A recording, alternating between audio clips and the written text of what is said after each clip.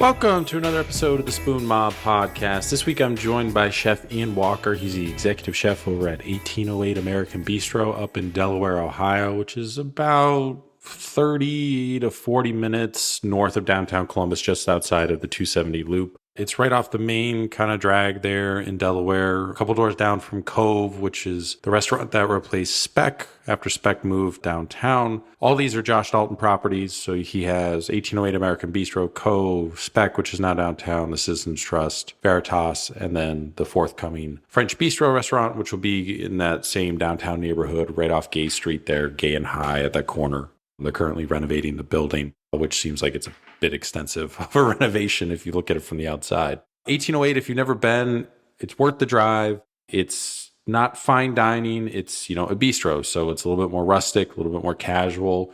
The food's still delicious as well. It's come a long way from its early days too as well. Just remember a few years ago, I would say like the food was probably a little bit more Cameron Mitchell restaurant-esque, and it's definitely elevated and changed over time, and especially since Ian has joined and taking over the kitchen and the menu and everything. So they have certain staples that they always kind of have on there, but they do chef specials. Kind of get into all that, him working in Columbus and throughout his career, how he wound up joining 1808, his methodology on putting stuff on a menu and how he kind of runs the kitchen and everything, and participated in, the local chef scrap, which is over at Ray Ray's out in Granville. They do kind of like once a month kind of a chef head-to-head cooking competition thing. I think they've done maybe like 4 of those now. Ian did the first one, did the very inaugural one and won. So we're just, fans of the restaurant and wanted to have him on and chat about his career and everything too as well. So it's a solid episode, and it's always nice to kind of get a little bit different of a perspective from, local chefs. People have kind of been in Ohio and Columbus and everything, how they came up through the industry and kind of what they're doing now and where they kind of see themselves headed, and Columbus headed as a whole too as a food scene. So you can follow him on Instagram. It's at ian.walker.c. There is another Ian Walker who works for a restaurant. I believe it's out in Vancouver, published on Maine, I believe is where he's at. Just pay attention when you're looking for Ian that you follow the right account. You can also follow the restaurant at 1808 Bistro, and then also at bar_bistro is kind of like the bar account for 1808 too as well. They do reservations on Open Table. They have a kids menu. Kids are welcome there. There's kind of few and far between places where there are restaurants that have high quality food, but also you're able to bring kids to. I've encountered a lot of that recently with our son, just because there's only a handful of places that you could go that maybe you would really want to go, and they're not, a chain or anything like that. And they do food really well, but there's some places, when they're littler that you can sneak them in. We took them to Commune a couple times and whatnot, but once they get a little bit more vocal and are moving around a little bit more, those kind of fall by the wayside for a little while until they get reach a certain age where maybe you can kind of go back to some of those places too as well. Don't fault anybody for that or anything like that. It's just, there's not a whole lot of, delicious cuisine kind of restaurants that accommodate kids. So that's a common theme. I feel like subconsciously that's come up over the past few episodes, with John Howman of Emmett's, which is another place you could take your kids to as well. And there's a few others too in there. So, just kind of changes your perspective, and you kind of wind up looking at things that you never really paid attention to until you're kind of in that boat. You can also follow us on Instagram at Spoon Mob. We're on Twitter, Facebook, TikTok, all that stuff. It's either Spoon Mob or Spoon Mob 1 on those platforms. Make sure to follow the podcast, whatever app you're using. Just click the follow or check mark, subscribe button. I think everybody says follow now. I think they changed the lingo on that. Spotify, Apple, Google, Amazon, any Android player, we're all on all that stuff. You can find us there. We have a YouTube channel. You can subscribe to that too if you prefer to get your podcast through YouTube. They just come out a week later. They hit the apps first, then a week later they go up on YouTube. Just different metric systems that don't connect or overlap. So that's why we kind of keep them separate and stagger them like that. Check out the website, spoonmob.com. You can write in questions, comments, feedback, view different chef profiles, sommelier profiles, restaurant industry, hospitality profiles. We have them broken out up there. Most recent episode at the top, oldest episode at the bottom. And then we keep running updates for everybody as they kind of move around to different restaurants or open new concepts, things close or whatever. We keep it up to date. They get nominated for awards, stuff like that, James Beard Awards and whatnot, as we have a few people that have been nominated for those things. Even this year, Josh Haber, BJ Lieberman, We're kind of the two. And then we might also have a few upcoming people that have been nominated this year too as well. So we'll see. We just pay attention to the feed. So that's why you want to subscribe and make sure that you're following the podcast so all the new episodes just hit your feed as they come out. But without any further delays, here's my conversation with Chef Ian Walker, the executive chef over at 1808 American Bistro in Delaware, Ohio.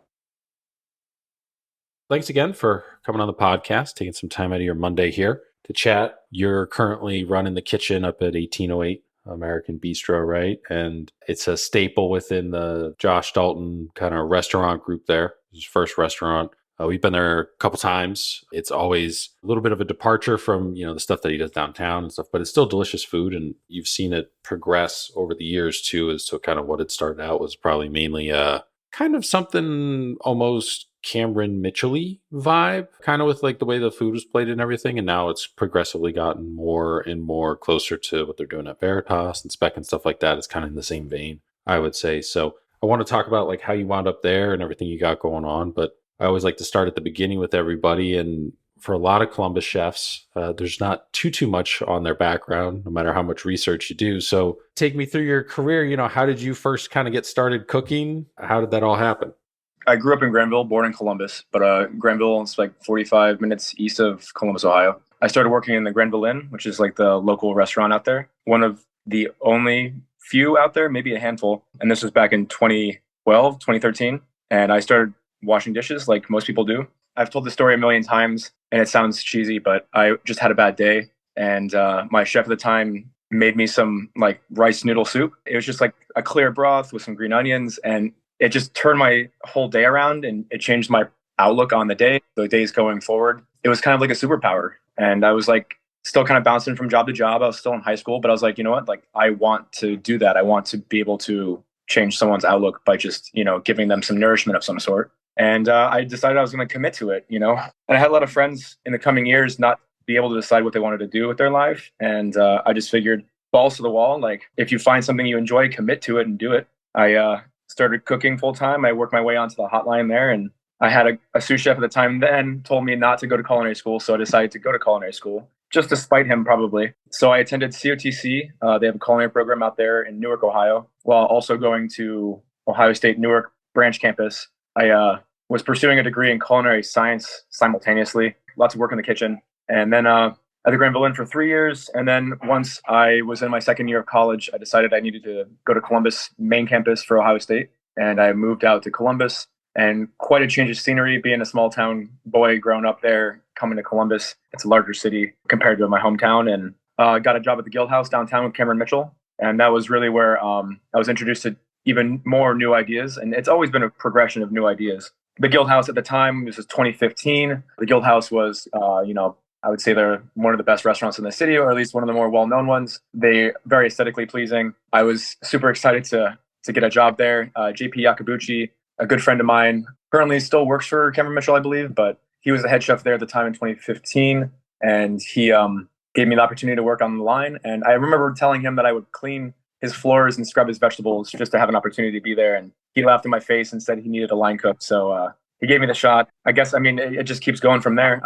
So I worked there for 4 years and 6 months or something like that for Cameron Mitchell in general, but I worked at the Guild House for 3.5. They promoted me to sous chef there after a couple years. I got really close with everybody there. And, the restaurant industry, you see people come and go. And, the longer you stay, the more you become a staple of their community, of the family that the restaurant has. And then COVID hit that must have been 2020, March 15th, 2020. I remember watching with the rest of my managerial staff on the television in the private dining room about COVID. Back then, nobody really had an idea of what was going on with that. We didn't know what was to come. It's like burned into my brain. We ended that there, and I remember closing that restaurant down and didn't have a job for a couple months. And then Cameron Mitchell, luckily, they were pretty aggressive on reopening, with all due respect. And they gave me somewhat of an ultimatum. They were like, look, we can't keep you down here at the Guild House, but we do have an opportunity up here at the Avenue in Dublin. So that's their steakhouse up in Avenue, up in the Dublin area.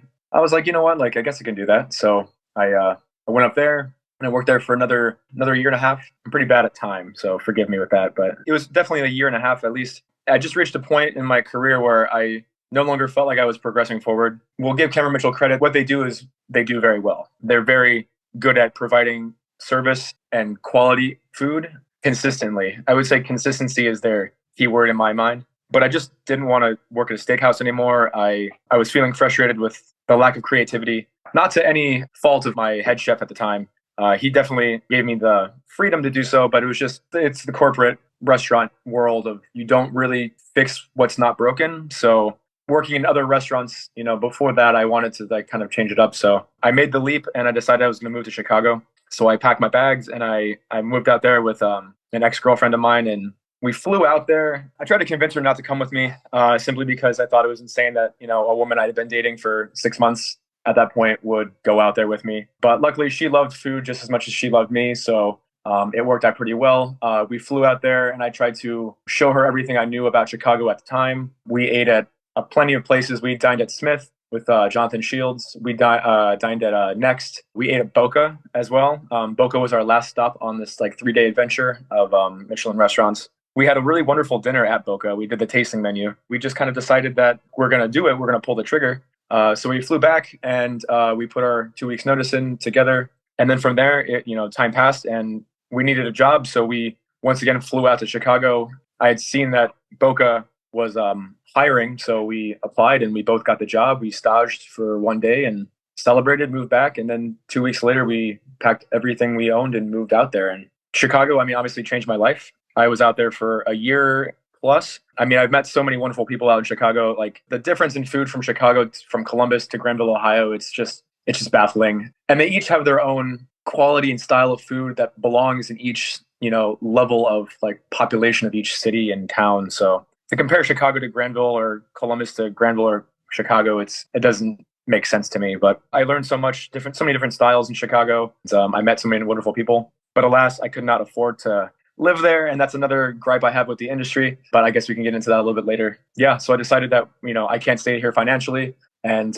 my ex was missing nature and family and hometown, so we came back here and I needed a job, and I saw on Indeed that Mr. Josh Dalton had an open position for an executive chef at 1808, and I decided I've known Josh Dalton. He has a reputation that precedes him. If there's anybody that I would be willing to work for in the city of Columbus, it would be him. I didn't want to return to Cameron Mitchell just because, I've been there, I've done that, and I just wasn't really interested. So I applied, I drove out here, I sat down and interviewed with Josh, and we agreed that I would get the position, and it all moved so fast. And then, I guess like 2 or 3 weeks later, it was like right after New Year's Eve, I came back out here, and it's been a year and 3 months since my return to Columbus, and here I am sitting down interviewing with you. To go back and kind of fill in some details here, you played lacrosse in high school, right? I did, yeah, actually. Funny you mentioned that. I just joined a men's lacrosse league, and I played yesterday. Is lacrosse as more difficult than football? I think lacrosse is just as physical as football is. I think lacrosse takes more stamina. Imagine blending football and soccer. You have the physical contact that soccer does not. You have the stamina that soccer does that football doesn't.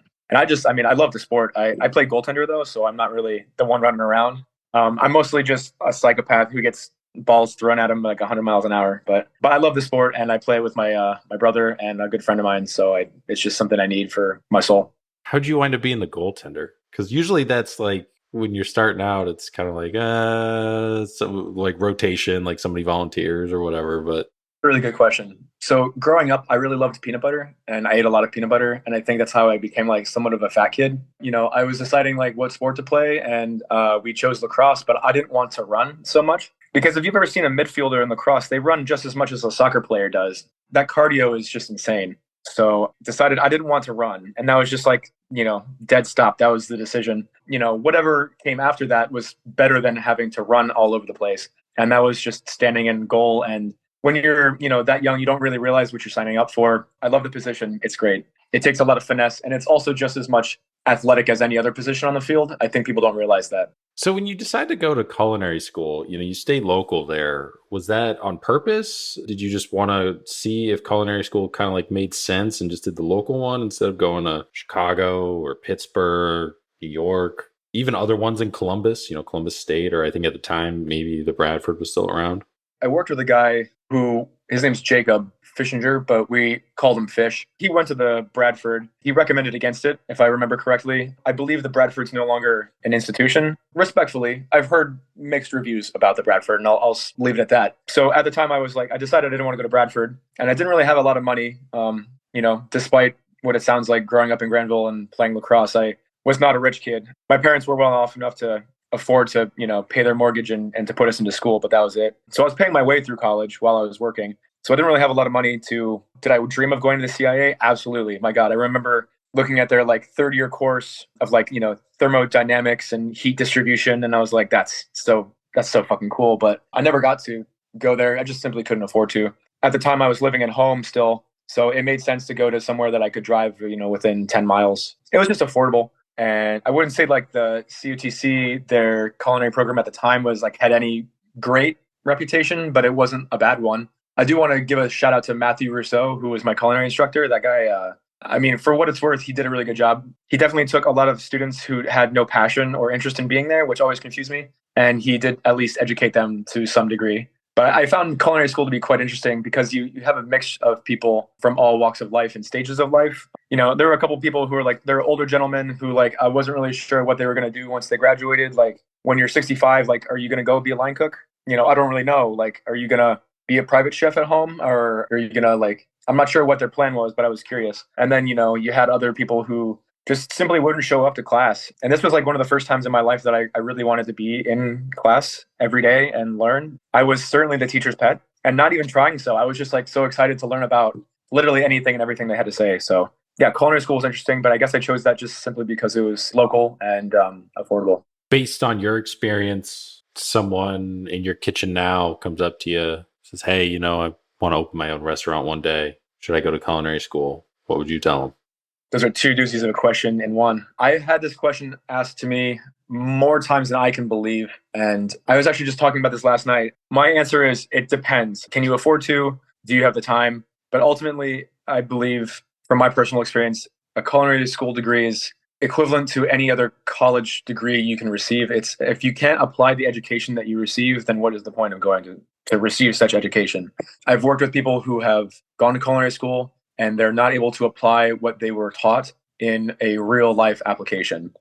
Just because you know how to brunoise or you can tourner or whatever doesn't mean that, you're actually going to do that in real life. And it doesn't mean that you understand the way or the pace that a kitchen works at for an actual profitable business. I guess my answer to someone asking that would be yeah, of course, if you can afford to go, but if you held a gun to my head, I would say it'd be better to find a good restaurant to work in, save your money, ask a bunch of questions. You can be a student of life at a more affordable price than you can at a culinary institution. You're doing culinary school, but you're also doing stuff at Ohio State, at the Newark kind of offshoot branch, and then eventually, main campus. So what was your mindset there? Because obviously it sounds like you were really into culinary school, learning, continuing to pursue that career, but you also had this other stuff on the side that you were doing. The Granville High School I went to, we had these guidance counselors, and they were certainly dead set on sending every single kid to a university. It's a pipeline into the upper education of America. And so they would just, beat that into your head that you had to go to a higher, system of education, and that a trade would never even be remotely considered. I kind of didn't understand that.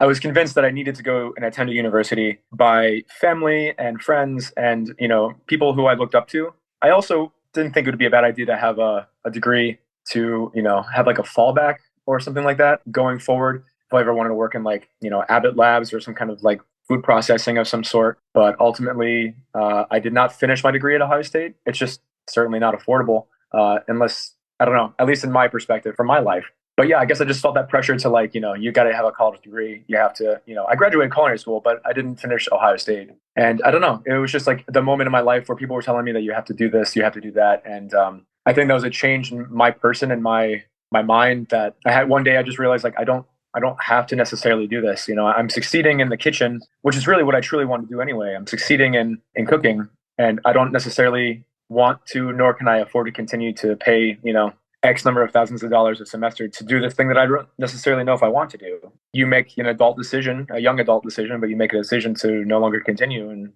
I think there are a lot of people out there who have dropped out of college, and it's they're embarrassed to talk about it. But honestly, it's something I think that is more frequent than people imagine. And in this case, in my career and my trade, I don't necessarily need a college degree to succeed, but I do think it was beneficial to attend university simply because it puts you in that student mindset going forward with my career. You have to give the time to educate yourself, to read, to learn. The only person responsible for your own education is yourself. So I would say that was the one beneficial thing about attending Ohio State was giving me the tools to teach myself going forward.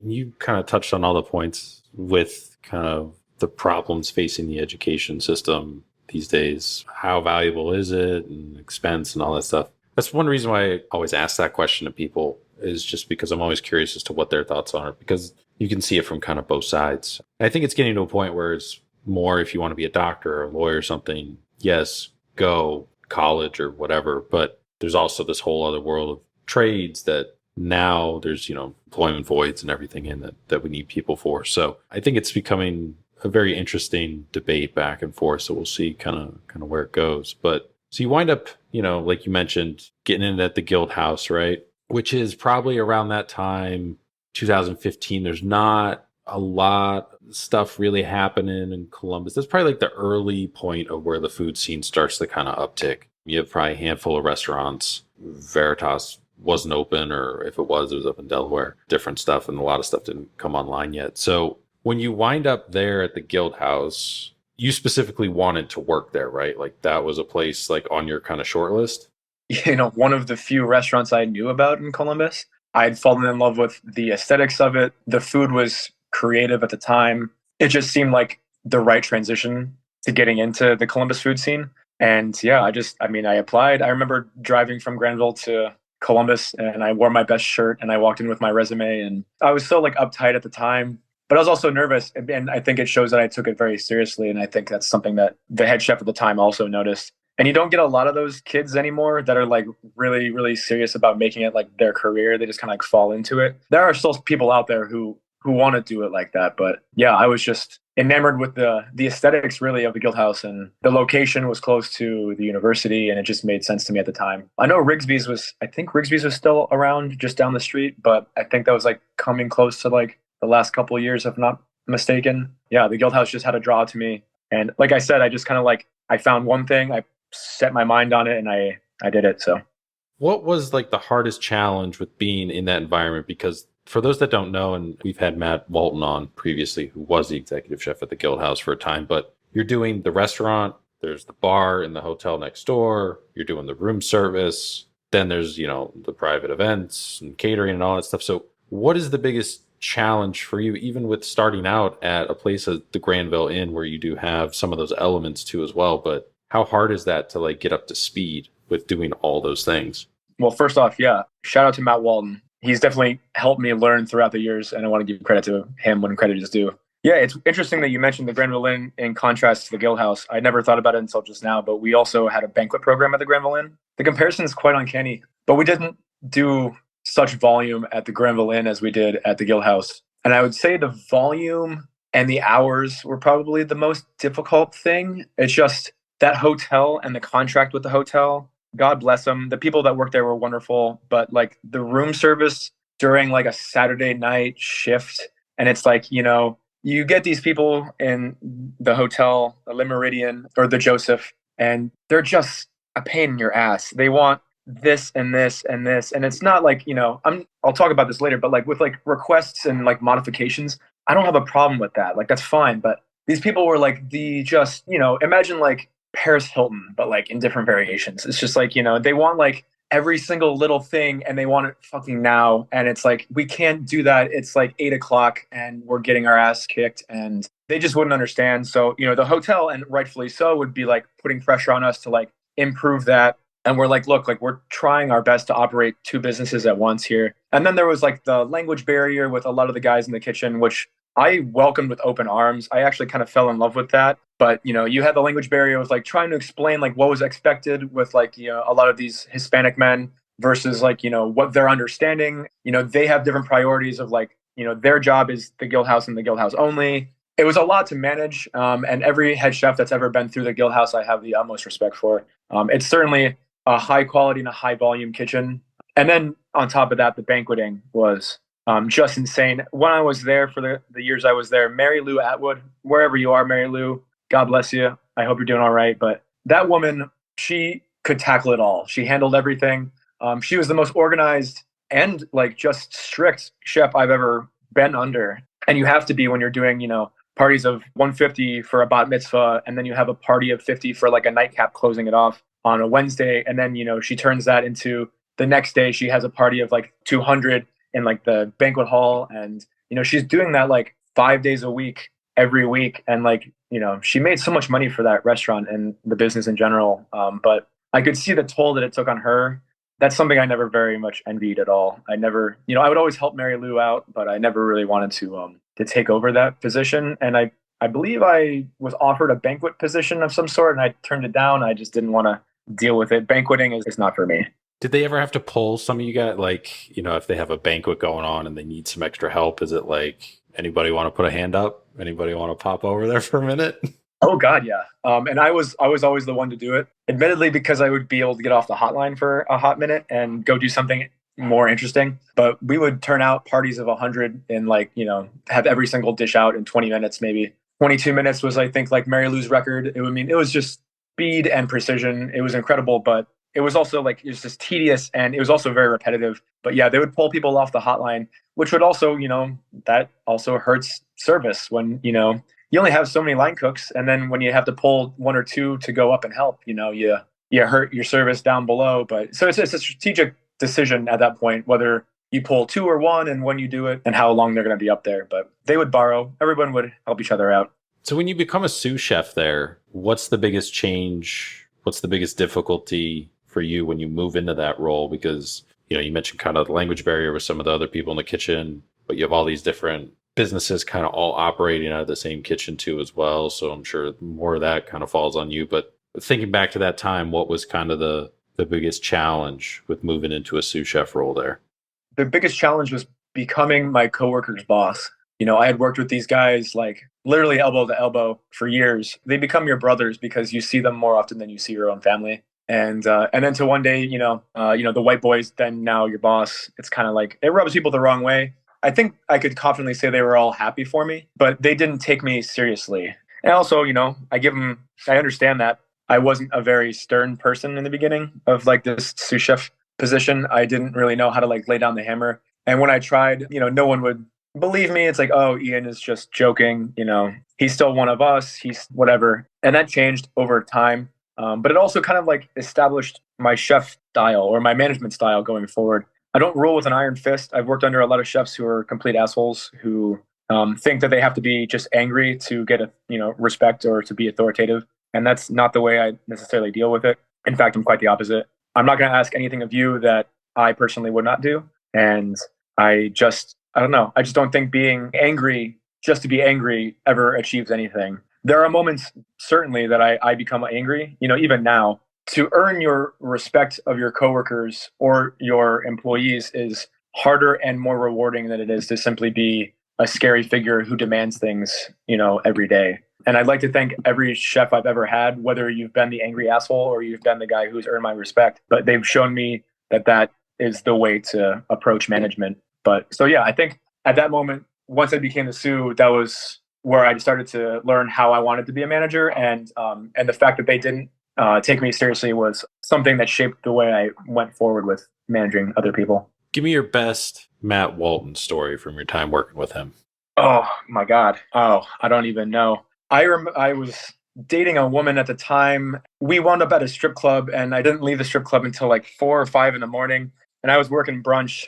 I think my in time was like 8 o'clock. So I don't think I slept that night, but I was still late in. And I remember Matt Walton giving me a bunch of phone calls, like pissed out of his mind, like didn't know why I was late. And I showed up hungover. Like once I explained the situation, like it was like, a knuckle bump, some ibuprofen and a cup of coffee. And like, we like moved on, and he's like a personable guy too. So, he could be a hothead, but, at the end of the day, he's a good man. And I respected him for that too. Like it was one of those moments that like, I think embodied being a person who like earns the respect of your, employees and not just being like an authoritative figure. And that was like one way he demonstrated that at that moment was besides like just ripping me a new one, like, where the fuck were you? Why were you out so late? How irresponsible of you. It was like all right, well, like you're here, you're an hour late, but like let's just get the show on the road. Like here's some ibuprofen and a cup of coffee. Let's do some brunch. We had a couple moments, but I don't know if I want to care to share all of them. But he's a good guy, and we had a lot of fun. There's been some moments we've gone out drinking too, but I think that's like a common motif in every single restaurant story.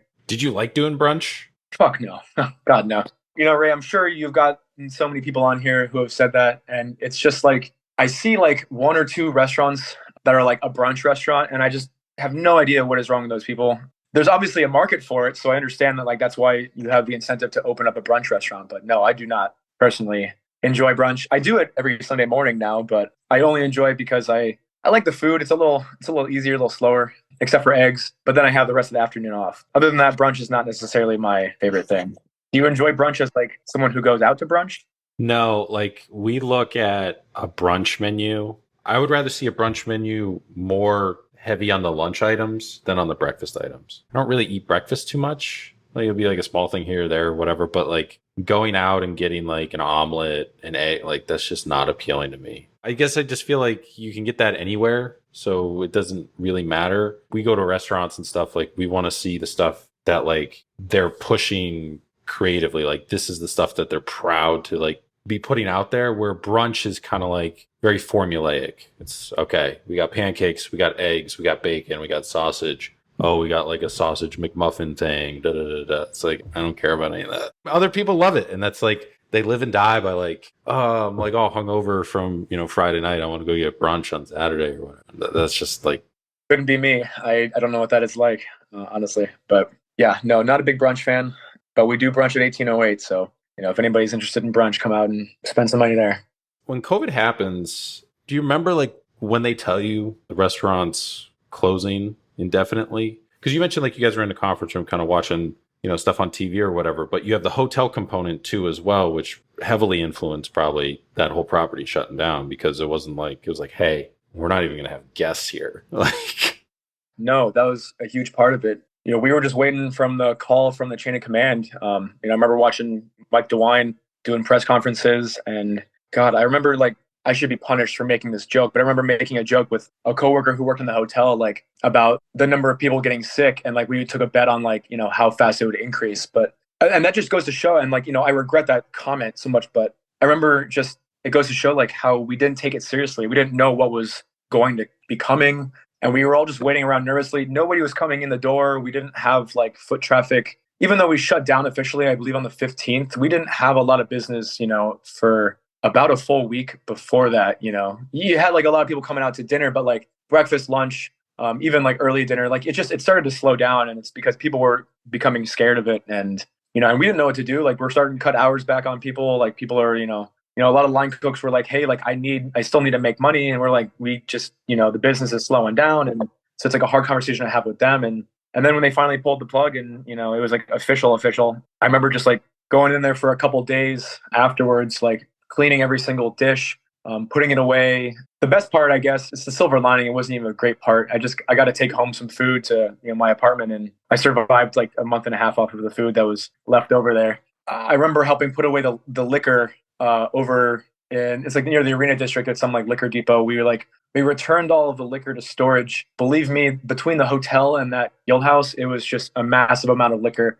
We spent hours putting it away. I'm not even sure why I was in the liquor area, because it's not like my department, but it was just like your management, everybody else just go home. We also wound up cooking off a lot of the food that we like couldn't save. We cooked it all off, and we would have a lot of the Mexican men and women come in and get hot meals for themselves for like the first couple of days after we closed down.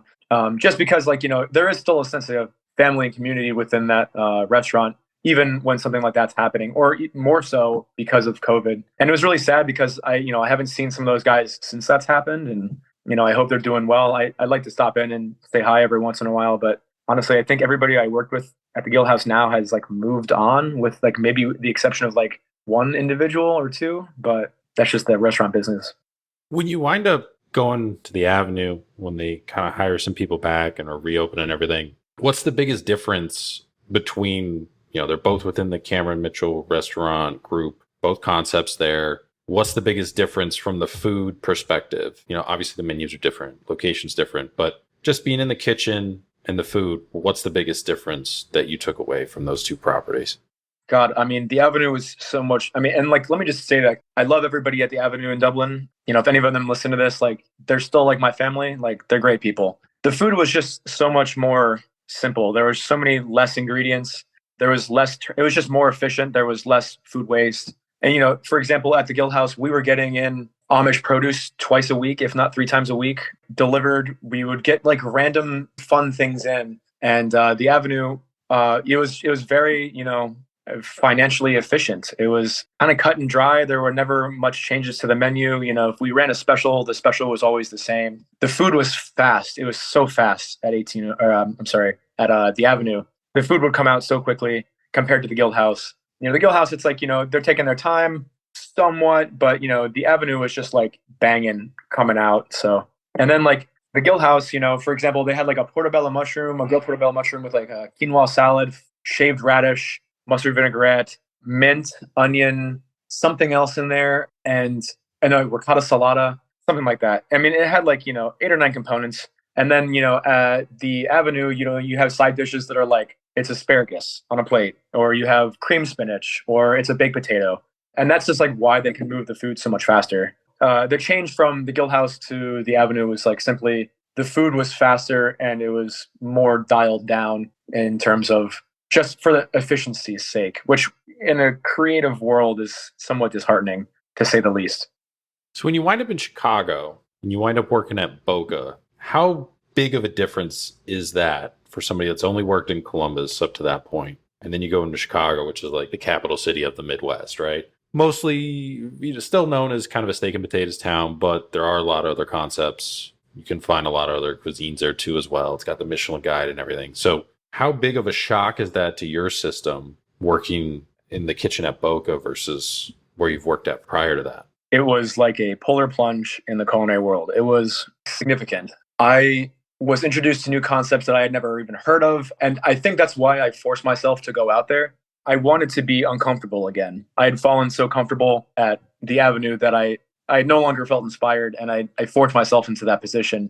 And I routinely do this within my life, that I force myself into uncomfortable positions for growth purposes. I showed up, everybody has their own personal bane. I'm like, what is a bane? Like, why? What is that? Oh, it's where you put your spoons. Well, why do you have spoons? Oh, it's for plating sauces. Like, what kind of sauces are we plating? Why can't I just use a ladle? Oh, you use tweezers? Oh, you have a yakitori grill? Like, oh, what does soigner mean? Oh, you actually say oui chef and you're not kidding? Like, it's stuff like that. And just the amount of detail that Boca presented it obviously is next level. And it broke me and then it built me up. And I'm so thankful for everybody out there. We did this like dry aged beef tartare. It would rotate seasonally, but one of them, I remember it was when I first got there, it was a spring tartare and they did asparagus coins. And I had to use a bird's beak knife to take off the leaves on the stalk of each asparagus before I blanched it. If you've ever done that, it takes forever and it is extremely tedious. But it was just like that attention to detail I had never had to focus on before was now omnipresent in every single thing I ever did. I remember like the head chef, Lee Woolen, one day he remarked to me, he's like, you need to make sure you cover that Parmesan up because it's going to dry out. I'm like, well, like, it's just like these small things that like you never really think about until you're forced to do it every single day. And I mean, like so many incredible people work there too. And it was just a melting pot of people from across the country, from Texas, from Virginia, from Wisconsin, from Cincinnati, Ohio. I guess back to your original question it was quite a change from going to Columbus to Chicago. Nobody took me quite as serious as I hoped they would. I'm a young man. I've been cooking for going on 10 years at that point. I kind of wanted them to be like, oh yeah, like, welcome to the team, dude. But it was like, oh, you're from Columbus? Like, do you even know your ass from third base? And like, I didn't. Like, I really didn't. But luckily, like with enough hard work and effort, you can achieve anything you want to. They gave me a shot and they hired me, and I'm so glad they did. And just like from day one, it was just learning all of these different things. I had never worked with like gelatin before, or like making liquid gels, raw fish preparation. I think I did that once at the Guild House, but like we would do like a hiramasu or a kampachi crudo every single day on the menu, learning about tasting menus and rotations, about like turning tables and like firing and like holding. And I mean, just the timing of it was like art. I definitely learned a lot from Boca. There are days I do miss it, but at the same time, I'm kind of glad not to be doing something like that at the moment. So it's a love-hate relationship. How long were you there at Boca? I was at Boca for a year and like 2 months, a year and a month, something like that. So you were there for at least one Michelin season then, right? When the guide's coming out. Yep, I have a star on the wall, or at least I helped get a star on that wall. I actually took a picture with my ex last time we went there, and we like took a picture with it because we both felt like we earned that along with the rest of the team, but like we earned it and we wanted like a little memory of it. So Around that time, because everybody pretty much knows when the guide's coming out, when you get closer and closer to that time, do things tighten up in the kitchen? Do things get a little bit more tension in the kitchen? Or is it just kind of everyday business as usual? I want to say like I felt a little tighter, but I mean, everyday business as usual was tight. They had two sous chefs, and now I believe they have three. And then they have a CDC. Plus, like one of the things I enjoyed was like everybody kept each other in check. So there was never a day that we were ever lacking. So there wasn't a need to like apply more pressure to service than it already had been. So I don't think when the guide season came around, I don't think anybody really got too uptight about it. I mean, if they did, they kept it well under wraps from me, but they do what they do with excellence at Boca. They're not like doing the most creative things in the world either, but what they do, it's like they do it with precision, finesse, and flavor. So, it's like if it's not broken, don't fix it. And I think that's why they receive a Michelin star like every year for the last, 15 years or 16 years at this point. They never really fretted about like getting that star. I think it was just like, maintaining that level that they always had. The easiest way to ensure receiving a star again was just by like, doing what they know how they do best, just maintaining excellence. And you could feel it every time you were there. And then you could feel it every time you went home and you're just exhausted because, you would work such long days. I was used to like, a long shift coming from the restaurant industry in Columbus, but my day would start at 11 a.m. I would ride my bike into work and I was scheduled in at 1, but I would get there by like 11:30 or noon because if you didn't get there early, you were late. If you got there on time, you were like late, and you would never like receive any like scolding from anyone because you're still on time. But when your coworker next to you is outworking you and they've already been there for an hour and they've done half the prep list and their station's immaculate and you're just getting there and you have to crunch in all of that, prep into a less amount of time, you feel that pressure to match up to it. You mentioned just one of the main reason why you came back to Columbus was just not being able to financially afford to stay in Chicago. So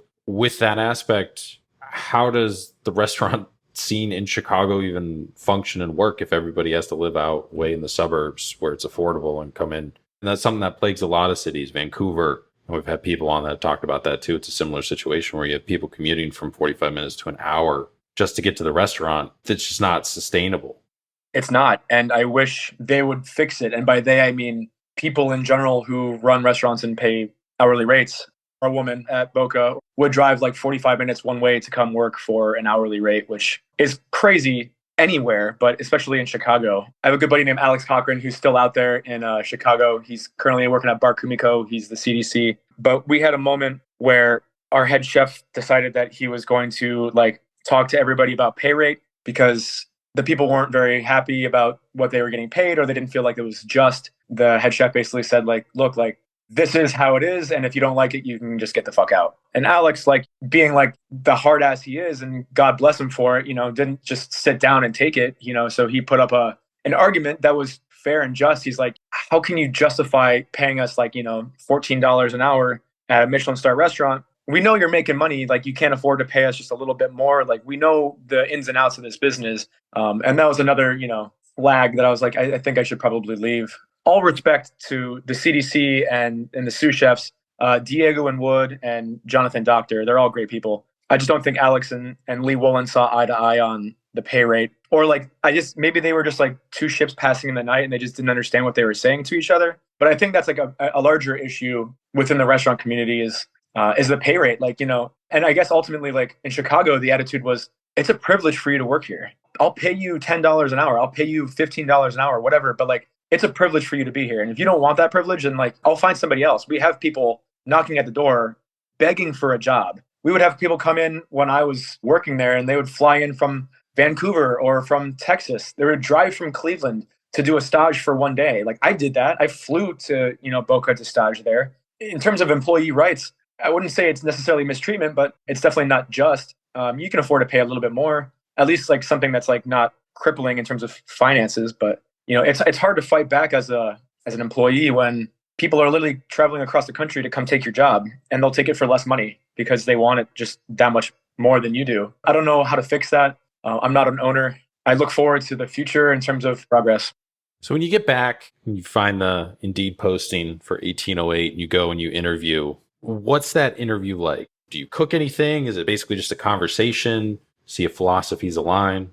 It was just a conversation with philosophies aligning. I expected full on to have like a working interview. I brought like my equipment and my knives and everything. And, I think Josh just like wasn't really interested in that, or I don't know if he was like too busy for it, but we just sat down and he just asked me, like he's already seen my resume. He has like a general idea of who I am.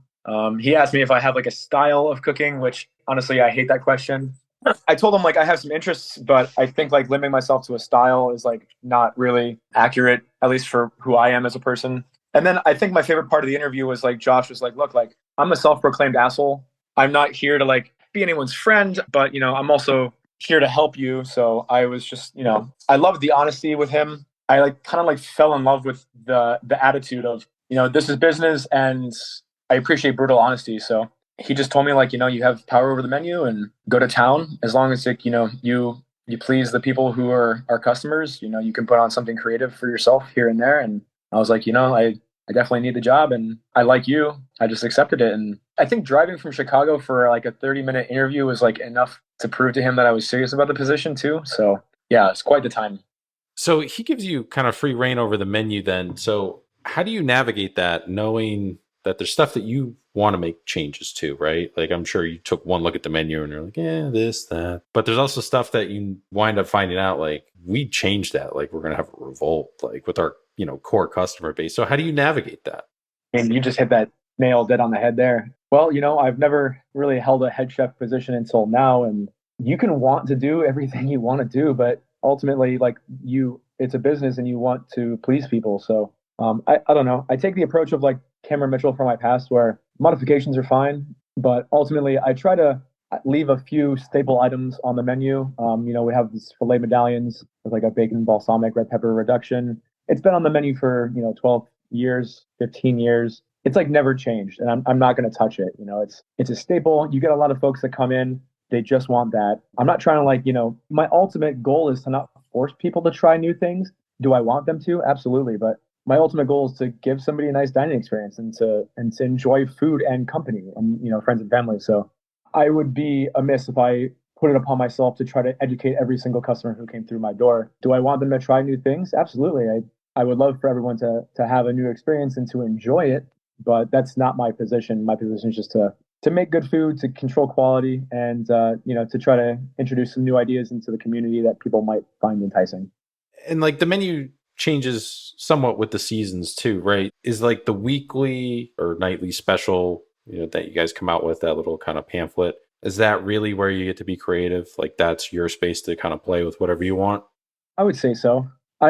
I've always like kind of like rallied against the daily or the weekly special. Like to me, a special is special. Like it should be special. So when I do make something at 1808, like that's what I have in mind is it's like a unique and interesting play on something. I've worked in a lot of places where the special is just like leftover fish that you then, you throw together and you cover in some sauce and then that's, $30, please. I try to make it like if I do run a special, which is not as frequent as it used to be, but when I do it, it needs to be something that's genuinely like interesting or like a unique experience that's people might enjoy.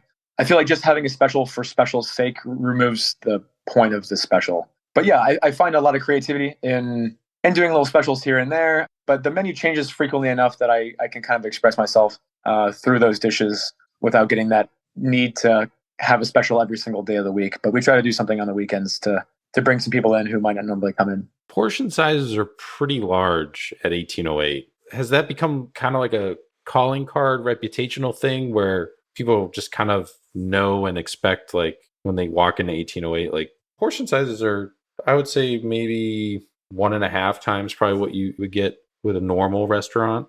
What is a normal restaurant? A chain style restaurant. Like if you took just the plate of a chain restaurant, your guys' portion sizes are bigger than that. Like the salads are huge.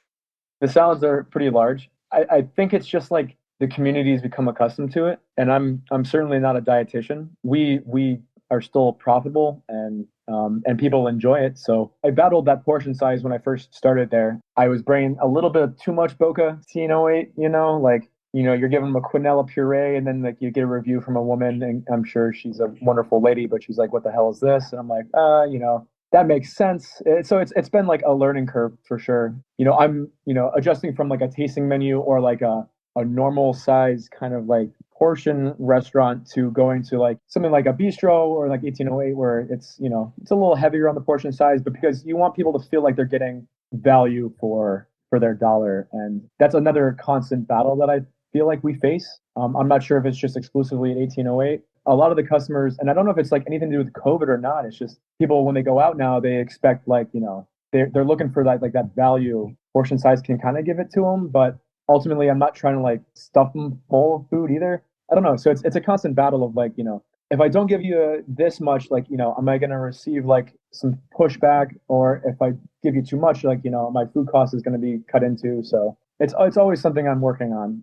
Now, you guys do dine in, carry out, curbside pickup, I think, too, right? Doing all those simultaneously, even though you come from, the guild house and stuff like that before. But is that just strictly time management? Knowing what's coming into your kitchen, no one needs to go out. Yeah, time management's definitely been a larger factor in 1808 than I thought it would be. With the to-go orders and the curbside pickups, it doesn't seem to play much of a role in like disruption of service as much as it did at like say the Guild House or even the Avenue. The Avenue was very much we did so many to-go orders at the Avenue.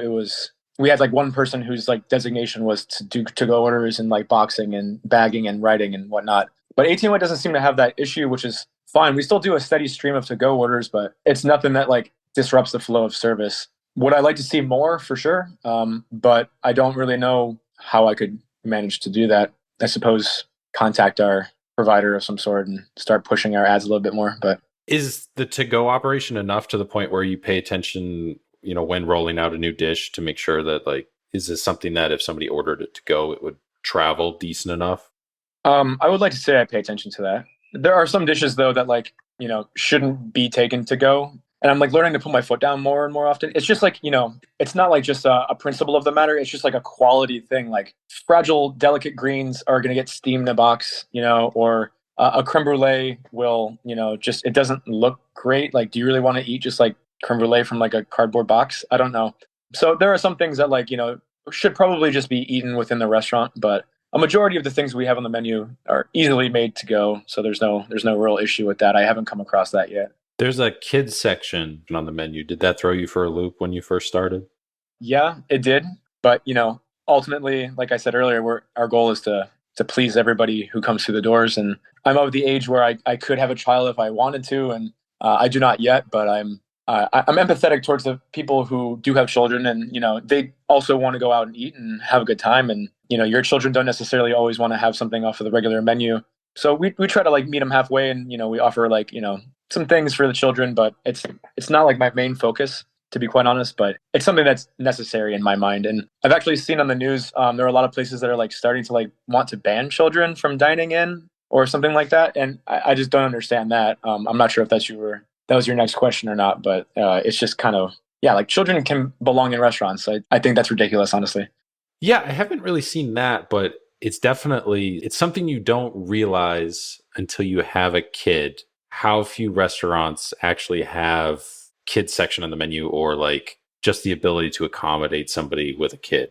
And it doesn't matter if it's kids 2 or 6 months or whatever, but you get whittled down to like a handful of places that you can go. And like, we're really conscious of like, no matter how great your kid is, like there's still a ticking time bomb. So it's like, all right, and there's things you can do as a diner, like look at the menu before you get there, kind of know what you're going to order when you sit down. Like, your server's not going to be mad because you came in prepared and started firing off what you wanted to order like right away. Like, they're not going to be like, oh my God, table 23, like as soon as I tried to help them, like they had everything that they wanted. Like, nobody's going to say that.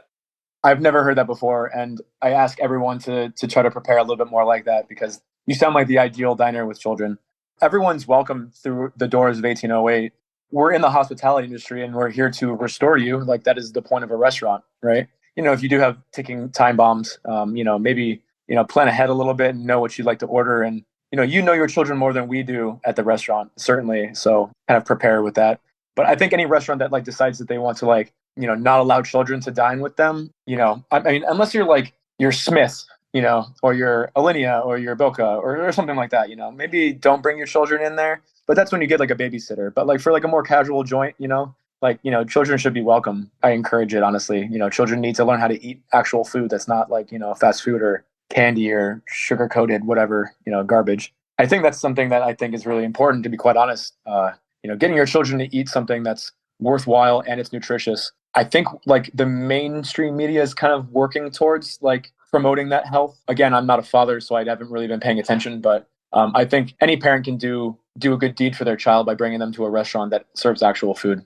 A lot of it has to do with, like you said, your own kid, but just take into account everybody else too. You can go to certain restaurants, even if, they're not specifically set up for kids, they don't have a high chair or something. But like, for instance, we went to Spec for lunch. Got one of the first lunch reservations because we knew it'd be more empty. And, you go through your normal progression, but it's like, yeah, like we're going to skip on dessert because like, yeah, we might have like 10 minutes left before like he could potentially lose his mind.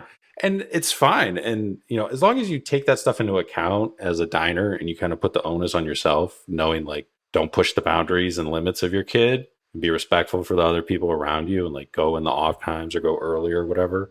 I think it works out. And I think most people are willing to accommodate, but you just don't see it that much. And I think that's probably more of an issue with people not having self-awareness, I think, when they have kids too as well. But please don't let your children like run around the restaurant, like if your children can't sit down for like 20 minutes, maybe don't come, or I don't know, get them tired before they come out. I'm not sure the best way to approach that, but get to go food. To go curb order, something like that.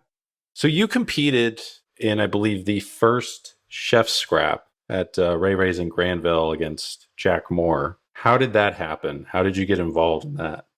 How did that happen? I was working one day and James Anderson messaged me on Instagram, was like, hey, are you interested in competing in this? Like, well, let me back up. My sous chef, Carter Gadd, and the head chef at Veritas downtown, Dan, decided that they were going to nominate me for the challenge without telling me, because I guess they like to bust my balls. So, and I'm like not the most social individual. I was like, yeah, sure, let's do this chef challenge, and apparently like there have been many chefs in front of me who had turned down the offer because they didn't want to do it in front of a live audience or something like that. And I was just like, well, like I grew up in Grenville, like anyone who shows up is probably like somebody I know. So how bad can that be? And I grew up with James Anderson's stepson, Liam Collins. And so I like would hang out on his farm growing up as a kid. And I knew James from like a distant time ago. And I was just like, excited to like do something. So on a whim, I said yes. And I didn't know anything about Jack Moore, but he's a pretty good guy. The competition was fun. And I mean, it was a thrilling event to be a participant in for sure. Was it everything you expected it to be? It was. It was like a little more unorganized than I thought it would be, to be quite frank. At this point, I think I would like to assume that James and company have kind of like got it down to a T now. I'm sure they have because they continue to do them and they have good turnout. Yeah, I was hoping to like, get a tour of the kitchen like maybe a couple days before, or have like, some idea of like what they had in like dry storage, or, what equipment that they have there. But looking back on it, I think they kept it pretty competitively fair with not telling me anything. I know that Jack is friends with James, so maybe he's seen the kitchen before. But other than that, like it was a pretty equal playing field. And I had like 30 minutes or less to like just like scan the kitchen, scan the ingredients, and then prepare some ideas. And at first I thought I wasn't going to be able to kind of like cook in front of all of these people who had shown up. A lot of the folks from my restaurant came out with like a sign and all that. And that was, embarrassing and also heartwarming at the same time. But I thought I wouldn't be able to cook in front of all these people. And you just kind of turn off the sound. Like when I cook normally for like any given dinner service, you just focus on what needs to be done and nothing more, nothing less. But it was exciting to see like the judges, and Mikey from Mikey's Late Night Slice doing like the MC thing and coming around and like asking me like, what's going on right now, chef? And I was just like none of your business. Like, I'm not sure what to say at that moment. I can cook and I can interview, but I can't do both at the same time. So It was definitely a fun time. I left my jacket there actually, and I never went back to get it. So if it's still hanging on that hook, James, if you're listening to this, maybe I can get that jacket back. But I'll have to swing in and catch the next one. I've been meaning to, but I just haven't had the time. Based on your experience with this first cooking competition, which you won, would you ever consider doing more cooking competitions, or are you set to retire with an undefeated record? I would like to do it again. I mean, it's just fun, like we're just out here having a good time. I'm not sure would I be invited back to the Ray Ray's chef scrap. I would do it again, defend my win, I suppose. I mean, all in all, it's a good time. I don't know if there's any other competitions like that around the area, but I would certainly do it again if I was asked. Do you still do any fermentation at home?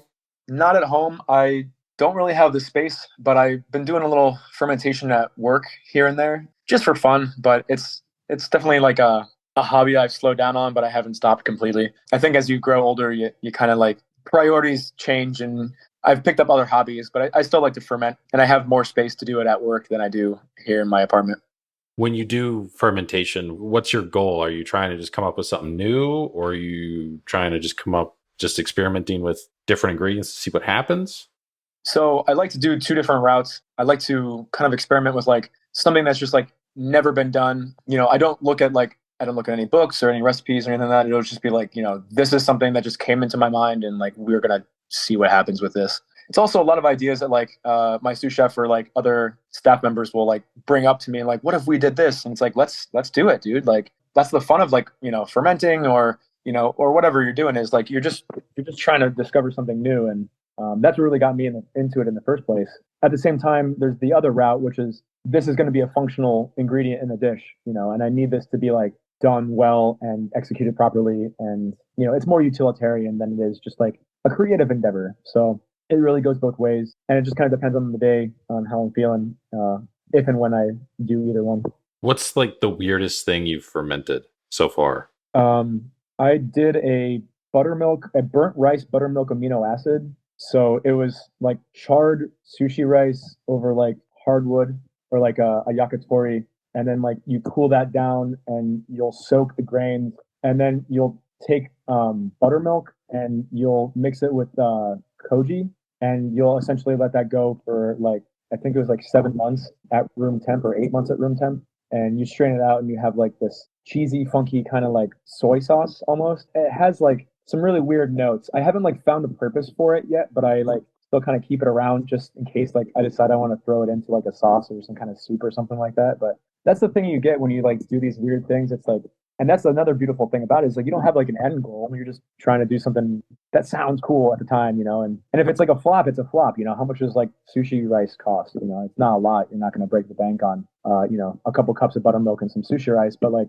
if it works and it turns out to be really interesting and it has like an application, it's like, well, that idea is invaluable and it's more than $5 for the ingredients. I also did like was it a chicharron like tonkatsu garum? That was something I posted on Instagram a while ago. That was before the pandemic, but I went to that, it's the ramen place down there at the North Market. The name is slipping by my mind. I'm not sure, but I wound up like buying some tonkatsu broth from them for their ramen, and then I went and bought some pork belly and like slow braised it and like fried it up, and then kind of like turned it into a garum with like some koji and some salt, and I fermented that for a year, and it's like the best pork soy sauce you've ever had. And I gave some to my ex, and I kept some, and she cooked it and used it in like a week, and just heartbreak. It's like it took me a year to make that, and it was gone in 1 week. But that's a good sign that she enjoyed it, and I enjoyed it too. And don't think I have any more. I did bring some to Chicago though, and I think I used a lot of it there. What's the best thing that's ever come out of one of the fermentations that you've done, and like the worst thing that's come out? I follow this Sean Brock recipe for like it's like a hot sauce that he ferments with koji. He uses like fresh cayenne peppers, and I was able to find like 10 pounds of fresh cayenne. And like if anyone's ever like tried to find fresh cayenne, it's harder than you can imagine. So I found some fresh cayenne and I fermented that, and it's just the most heavenly hot sauce. It's like it just hits all the notes of like just hot enough, but it's also got like that vinegar after it finishes fermenting. It's got that fermenting like kind of like stank to it, and it's got like a little bit of sweetness and like the salt. It's just and the color is just so vivid and bright. Really, really, really nice. And then God, the worst thing I've ever fermented. It would have to be like maybe something like at the Guild House, we were trying to inoculate quinoa with koji. We like let that inoculation kind of like go way too long, and it turned into like it's sporulated. It like spored and it became like black, and then it started to like mold and like I mean it was like this was like over a course of a day and a half. So like I'm not even sure how this happened so fast, but I would say that was probably the worst thing. It really became pretty gross. God, I don't know. I try not to remember all of the bad things I've fermented because the good ones kind of outweigh the bad. You've been in the Columbus restaurant scene for a long time. So how is the, food and restaurant scene here changed? What do you think still needs to change? Where do you see it headed? That's a great question. I've seen an improvement overall in the scene, in my opinion. I mean, this is obviously all my opinion, but I'm liking the new independent restaurants. As much as I enjoy Cameron Mitchell, I don't really want to see another one. I think he's got plenty of restaurants around the city, and I think that it can kind of smother, creative competition from other smaller independent restaurateurs. I've really enjoyed like seeing like Avishar opening up Joya's and Agni is that I'm not sure if I'm saying that right. Agni is that brand new one down there on South High. I'm really enjoying Bonifacio over in Grandview. That's a great one too. What I'd like to see going forward with Columbus is like the clientele being a little more accepting of like new ideas and new ingredients. I'd like to see like another tasting menu on like out there other than maybe Veritas and I guess Agni's doing one for a moment. A tasting menu is like a really great way to like operate a kitchen, and it's a great dining experience too. Now, is it something that like you're going to get people in every single night for like a year or two on end without changing it up? No, but if we look at Veritas, like you've seen, like it functions. It can be done and at a great profit as well. So I'd like to see like I don't know a little more. I can always see more creativity kind of come in, like genuine flavors. I'd like to see less taco places. I don't think we need any more tequilas and taco joints around the corner. You can't go more than like a mile without running into a overly priced taco place that will remain unnamed. There's like two or three in the city, and then like I feel like there's a lot of like Southern comfort restaurants in the city as well that are like you can do it pretty well, but ultimately like I think it like kind of prices out. There's like a price limit that you can charge for like cornbread and like fried chicken, and it's not like we really need much more of that. I'd like to see more tasting menu or like just more genuine like authentic cuisine. Like when I go to Bonifacio, I'm sure you've been. It's like these people are like they're from like the Philippines. Like they make delicious food. It's genuine. It's not overly priced, and it's just like a great dining experience. It's not another rooftop bar. Like we're getting so many rooftop bars too. But I think that's like just like part of like the city growing is like you're gonna get those skyscrapers, you're gonna get the rooftop bars with it. So I'm not trying to sound like a crotchety old man in my critique.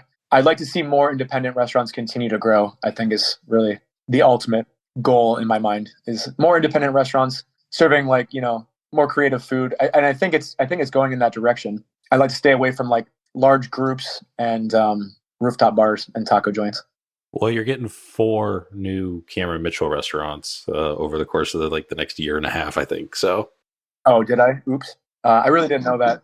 I read about it the other day. There's there's something going in Easton. They're going to open something downtown. They're going to open something in German Village, and then something at Bridge Park. I think the last 2 are supposed to be like Italian concepts, and I don't know, one of them is supposed to be like a Mediterranean, like fine dining or something. Now, that stuff could fall through, but right now, as far as I know, there's like 4 new Cameron Mitchell restaurants scheduled to open sometime between now and like 2024. I got to give the man credit when credit is due. He's definitely a businessman. He knows how to balance the budget and open new restaurants like rabbits. That's all I got to say about that. What's next for you professionally? I mean, you're up at 1808. Do you want to open a restaurant of your own one day? Or, will you possibly, there's going to be a French restaurant within the restaurant group coming up, probably opening sometime in 2024. Is that something that maybe you'd like to throw your hat in the ring for there and move downtown? Like, what's next? I've had conversations with Josh about this French restaurant, and my position's not like, set in stone, but I certainly think I'll be moving down there whenever that opens up, and it'll be closer to where I live. And like I said earlier in the podcast, like Josh Dalton's the man. Like, can he be an asshole? Absolutely. But I really like the guy. I feel a sense of loyalty to him, and I think he does business right. So yeah, I look forward to working with him in the future and checking out this French restaurant. Hopefully it'll be a nice venture. In terms of opening my own restaurant one day, I certainly, at the moment, I don't think so. Just these last couple of years, I've seen more and more the effort that is required to open and maintain your own restaurant. And I don't think that like normal people who aren't in the industry have the faintest idea of like what it really, really takes. You know, you don't sleep, you barely eat, you are constantly like focusing on maintaining that business because it's your child, you know, and maybe one day, but certainly not in the future. But if I was to ever open a restaurant, it would be a small little place, and it would be mostly for my soul and my heart, and not really for my wallet. But you know, that'll be across that path when I come to it. Will we ever see a collaboration between all the restaurants in the group? You know, at least from the chefs. I mean, there's you, there's Daniel at Veritas, you have Jay over at Spec. I'm not sure who's running the kitchen at Cove, but will there ever be kind of like on a night that all the restaurants are closed, like one of them is open for like a special dinner and you guys can all collaborate? Like, will that ever happen? That's a fun idea. You know, I could certainly whisper in their ears, and we'll see what happens. I've never cooked with Dan, but I've been seen Dan cook and he's seen me. So I would love to like just like get with him and just kind of like brainstorm. I mean, that'd be a fun idea because truly like I love cooking for the sake of cooking. And I think the industry can kind of grind you down. It's like becomes so repetitive because you're doing the same thing, but I wouldn't mind that. I haven't met Jay yet. But I did eat at Cleaver when he was over at Cleaver, and I want to give a shout out to Jay. The food was delicious. Unfortunately, you had to close Cleaver, and that was a shame. But the food at the time when I went was great. So I would love to get together with those guys and see what happens. But if it ever does, I'll let you know. So wrapping up here, we got a few questions that we ask everybody, but we got a few before that. So this question is left behind from our previous guest on the podcast, Chef Bryce Gilmore, out of Odd Duck, Barley Swine, and Sour Duck Market down in Austin, Texas. He left behind for you, what's your biggest regret since becoming a chef? That's a good question. Well, I think it's not learning how to balance my work life enough. It's taken a toll on relationships and family members. And I think I'm working on that right now. I'm focusing more on like things outside of the kitchen. I'm balancing it. So I'm not like neglecting my job, but I'm trying to focus more of my free time on things that make me happy as an individual and not as a chef. I think a lot of chefs in this industry, you become the job, and it really eats away at you because that's like literally all you are, which is not true. You know, you're a person yourself and your job is a chef. So, you know, I've picked up a few hobbies here and there, going out with friends, I'm getting exercise. So I think my biggest regret was like not having a work-life balance because it definitely harmed some relationships in the past. However, I can't regret it too much because it's made me who I am today. I try not to like loom on regrets simply because it doesn't really fix anything, but action going forward changes things. What's a question you want to leave behind for the next guest? If you had to stop working in the industry right now, what other job would you pick? With the set of skills you currently have, what would you try to do immediately if you were to just drop your knife and walk out right now? Because I always hear a lot of people ask, you know, they always talk about like when they're going to quit the industry or how long they've been in it. And, you know, I feel like there's a lot of sectors out there that like get a lot of overlap. You get your marketing and your finance, and like you can kind of just like drop it you can just stop doing it at the drop of the hat and switch it up. But I feel like with the restaurant industry, you're pretty much set for life in terms of what you're going to do. I guess you could go like do some kind of thing at, like restaurant adjacent. But so I guess my question was, what would you do if you had to drop, you know, your knife right now and find another job? So this next question comes from one of our listeners. They wrote in your opinion, why does most of the Columbus food media fail to recognize restaurants outside of the 270 loop, such as 1808, Cove, Ghostwriter, Ray Ray's 1922 on the Square, Novella Austera, etc.? Honestly, I don't know if I agree with that. I follow Spoon Mobs, and you cover all of them and more. I'm not sure what media they're referencing, but I guess if I was just to take a shot at it, I'm assuming print, magazine type media, I'm guessing. I think it's because it's written by a bunch of college-age students and or people who live in the downtown area who don't have the desire or the knowledge of other places that exist outside of the 270 loop. They just simply don't want to drive out to Johnstown or Delaware to try something new, which is funny because if you live in Ohio, you probably own a car and you can get there within, 30 minutes. I just want to say it's just like the people who are at the magazine writing, like they just don't have a desire to go out there because they live here. And I don't know. That's a really great question. Also, like, you have to understand that like a lot of those places like 1808 and Johnstown, Ghostwriter, they're not like the biggest little places. They're pretty small. I think they might look at it as like, where is the demographic that's reading this? Like, I'm going to get more views if I write about fire down here at the Hilton because it's right in the heart of downtown versus writing about, Ghostwriter because, you have that much more engagement with the demographic who live in the area, I suppose. I don't know if it's a population thing or what, but that's a really good question by the listener writing in. I'm curious if there's ever really a true answer to that. No, I think you might be onto something with the fact that, yeah, if you write about stuff that's located downtown because it's more of a population center, or you write about stuff that's in certain suburbs, that you get more views. Do you guys get a lot of people from like downtown Columbus, to come into 1808? We get a fair amount of people coming up from Columbus. I'm actually generally surprised as well. Get a lot of people from Powell and Columbus and the surrounding area, Waldo, actually, Marion even. I also like to think that part of that's because of Ohio Wesleyan. With the university in town, you get a lot of folks coming in from not even like the general area, but like California, New York, Florida, for the university. They come in and they're looking for somewhere that, doesn't just sell like a hot dog or a burger, and, they'll stop in and they'll grab something to eat at 1808. So the university definitely helps with the demographic. And we do get people who come up and they do leave reviews and or comments about, they had a great time and they're happy to find a gem outside of the 270 Outer Belt. So this last set of questions we asked everybody who comes on the podcast, nice compare and contrast across the episodes here. So who would you say is the biggest influence on your cooking career thus far when you look back on it? Matty Matheson as a celebrity chef, just because it's like crude, but it's like flavorful cooking. It's kind of like that Ugly Delicious, same kind of principle where it's like, it's putting priority on the flavor of the food and less on the presentation. And after going to Chicago and seeing all of the fancy, the overly tweezered plates, it kind of makes me no longer yearn for that, but more of flavor and satisfaction from the people who are eating it. And then I guess as like a person who I've worked with before, I want to say JP Yakabuchi. He's currently the head chef at Martini downtown. And he's also a tenured assistant professor at the Columbus State Community College in terms of their culinary program, I believe. John Paul has influenced me so much in my career. That guy is a caring leader, is really pretty much the one who gave me the idea to lead with kindness and not like a iron fist.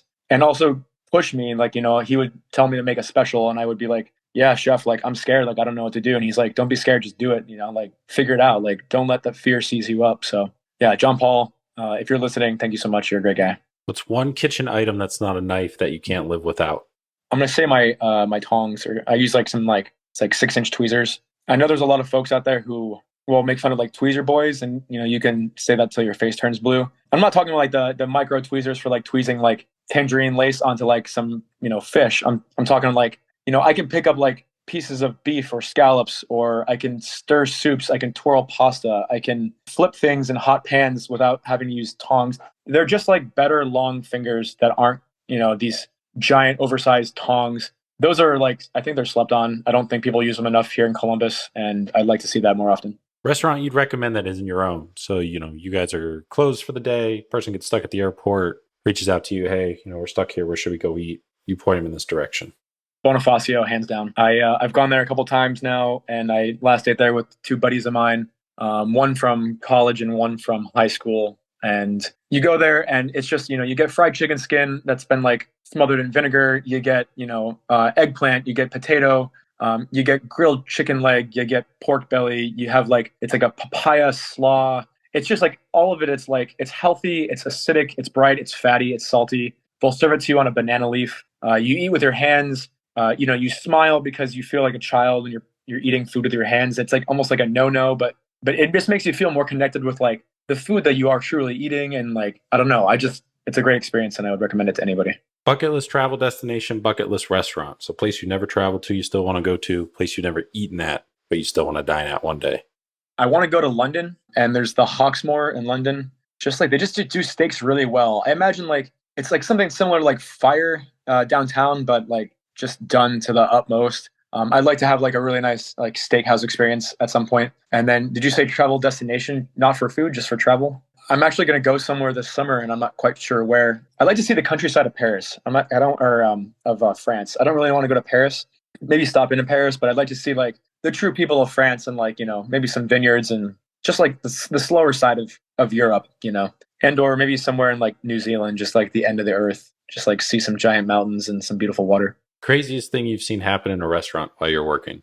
There was some guy who came into the Guild House. It was a large party. They were all dining, and the birthday girl's boyfriend decided that he was going to show up and like pull a gun in the middle of the restaurant because he was already drunk and angry. And I'm not really sure what was going on, but This was at like 9:30 on a Saturday night. We're all just like, what the hell's going on?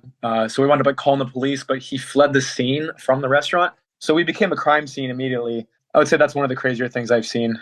Food or drink guilty pleasures or anything, fast food, candy, whatever that is, pretty unhealthy, but you just can't help yourself?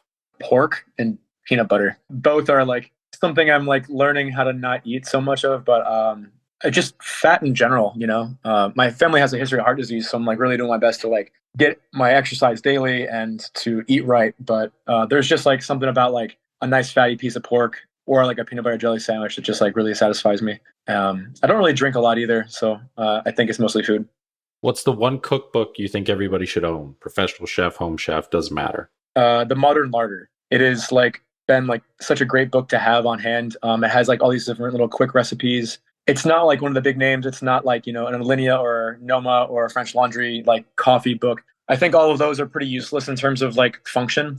Either that or Six Seasons by Joshua McFadden. I would say that or the Modern Larder or Six Seasons. I use them all the time. I have read them like cover to cover. The Modern Larder is like my favorite, and I'd recommend that to anybody. It just has like such interesting recipes and like takes on plates and whatnot. Favorite dish thing you ever cooked, created, looking back over the course of your career, you can kind of point to this dish as almost like your aha moment. Like you knew you could be a professional chef, run a restaurant one day. Oh, fuck. I don't even know. I've had a really terrible memory, and I've made so many that I don't necessarily. I did a scallop dish at the Guild House, and I would change it a little bit now, but I did like a carrot puree, and I did like, I was just getting into like spherification with like calcium chloride. It was like squidding pearls and coconut pearls, like black and white, and then a bunch of different like toppings on that plate. It was more like aesthetically pleasing than it was like delicious, but I would have to say now it would be something like a recent scallop dish I did. I did like a miso carrot puree with like miso sugar, a bunch of other stuff on there. Yeah, it's been a hot minute, but I don't know. I don't really necessarily have one that I'm like in love with. It constantly changes, and I think you're like always seeking that next dish you make. I'm an Anthony Bourdain fan. Not everybody is or was. If you were, is there a episode or something that you always remember stands out about him? If you weren't, is there anybody else who's a TV culinary personality? Somebody Feeds Phil, David Chang, Jacques Pepin, anybody who you kind of gravitated towards when you were coming up through your career? So I was never a large Bourdain fan. I've like browsed one of his books or two, but Jacques Pepin, I would say, would be like the guy I idolized growing up. I would watch him with my father. I actually own one of his books, but I love the way he cooked. It was with like simplicity and elegance, and like it was almost lackadaisical, where he was enjoying himself while doing it, having a good time. There wasn't like that pressure that you see from like Gordon Ramsay, for example, where it's like, go, go, go, get this done now. Jacques is just like hanging out. He's having a good time. He's welcoming you to his home. Food is there, with him anyway, is to like bring people together, and it's nourishment. It's not just an accolade, that you see on like a lot of like the modern television shows. And, just as someone who works professionally, I already get that pressure. You get that pressure from like, maintaining speed and performance, and just seeing Jacques Pepin cook. It was just, it's like Bob Ross if he was to like hold a knife, So I enjoyed watching him quite a lot. Where can people find you? Social media, website, reservations, plug everything. Well, you can find me on Instagram at just, I guess, search my name. I'm not sure, Ian Walker 1757. But I'm trying to stay off social media as much as possible, except for you. I'll stay on there for you. Other than that, you can find me at 1808 American Bistro on any given day, except for Mondays and Tuesdays. And other than that, I'm just around town. So, if anybody ever wants to like grab a bite to eat and just talk about the industry, I'm more than down to do so.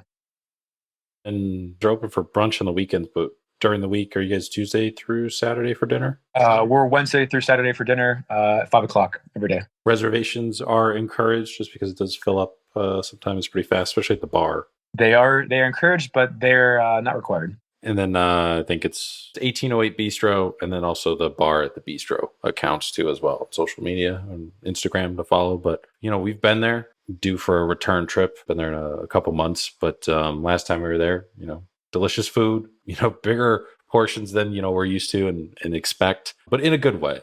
I think I got some sort of fish special that you guys had. I know we got like the beignets that you guys have on the dessert menu at the end too as well. But Yeah, always good food. It's not too far away from us. We're over in Dublin. So, and places that have, kids menu or accommodate kids are, like we talked about, kind of few and far between around town. So, any place that we don't have to get a sitter for, but still has delicious food, we're always down to stop in. So I'm sure we'll be seeing you soon.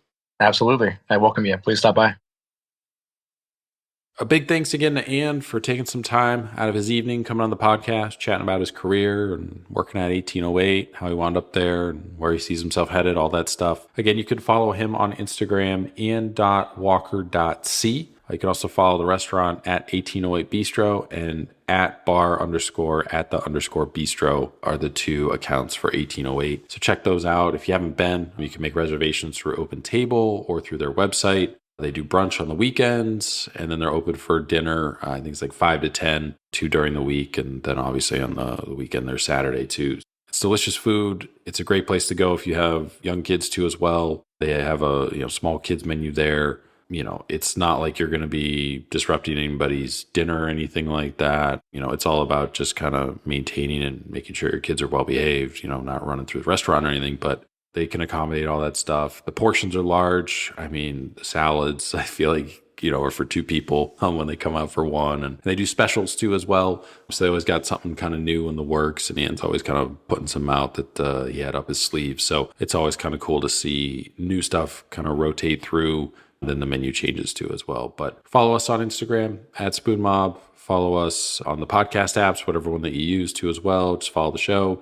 And also check out the website, spoonmob.com. New episodes hit on Thursdays, 1 a.m. is the release. And then the mini update episodes that are kind of running right now, like bi-weekly, like every other week, those come out on Tuesdays at 1 a.m. So we had one with Silas Caton over at the Locks. He's got Sabo Sauce. So he came back on to talk about that, the taco pop-up. Lauren Gay, who is over at Sueño and Tender Mercy in Dayton. She's going to be opening up her own wine shop. So she came back on to chat about how that process is going. And then we got a few others in the works too as well from previous guests. Some are recorded, some are scheduled. Always an open invitation for anybody to come back on who's come on initially. It's our way to kind of help support them. We try and patron their business as much as possible, but also whenever they have a career update, we want them to come back on and share it with the people so they kind of know what's going on and where they can find them, and check out some cool new stuff that maybe they didn't know about or missed in a press release or something like that. Because usually there's like an initial wave of press release, 1 or 2 weeks, and then it just kind of dies off here in Columbus. So I think that's for most places, but it just kind of dies off after that. And it's like, well, if you missed that initial wave, you might not have known about something that was happening until you discover it randomly on your own or something like that. So that's kind of why we do it. But that is it for this week. We will have a mini update episode for you guys next week on Tuesday. So keep an eye out for that. But as always, if you're new, welcome. If you've been here for a while, thank you for your continued support and listenership, and continue to help spread the word. If you wind up at one of these restaurants or wine bars or businesses or whatever, just let them know that you heard their episode on the Spoon Mob podcast so they know that it was worth their time. It's reached the right people. People have heard about kind of their story and are interested in what they're doing. It always makes everybody kind of feel good when they get that feedback and knowing that, okay, I did this podcast and it reached the people that I was trying to reach, and we're kind of building our following and community and everything. So appreciate everybody listening, and we will talk to you guys next week on Tuesday.